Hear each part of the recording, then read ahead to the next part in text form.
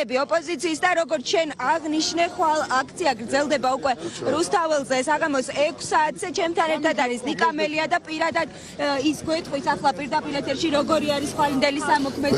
ხახტო ეს მესვრის ყველა ჟურნალისტს გაქვთ ერთი და იგივე კითხვა ტრადიციული როგორი არის გეგმა.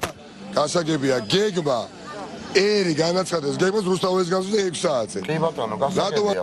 ეს და აქ ორი ოპოზიციური პარტიები აგრაფის შუაში არ არის ხახტო.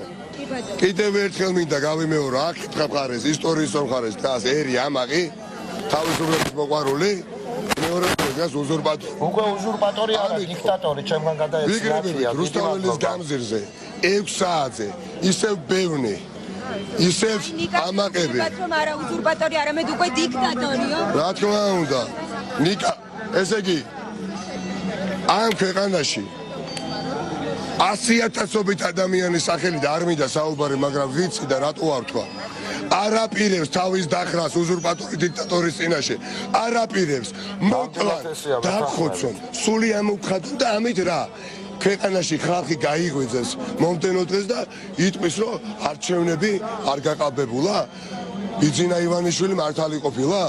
ეს ხო პირიქით ხახტო იმ სპირალშია ივანიშვილი როგორც უზურპატორი, როგორც დიქტატორის შემძვრალი, საიდანაც ვეღარ გამოვა გამარჯვებული, მაგრამ გამარჯვებული გამოვა ხალხი გამოვა ამ ქვეყანას ეგირსება უახლოეს მომავალში თავისუფალი არჩევნები და მე ხალხი ვისაც უნდა იმას დაუჭერს ხარს და ხმას მისცეს და არა ისე რომ ხალხი მივედით ვისაც გვინდოდა ჩვენ შეულებს ხმა მივეცით და ხარი დაუჭირეთ და ამ ადამიანმა ნაგვის ურნაში გადააგდო და რობოკოპებით აპირებს პროტესტის ჩახშას არ გამოვა. ხვალ 6 საათზე რუსთაველის გამზირზე კიდევ ბევრი და მთელი ერი რუსთაველის გამზირზე. მოისმინეთ ახლა ნიკა მელიას პოზიცია ხვალ 6 საათზე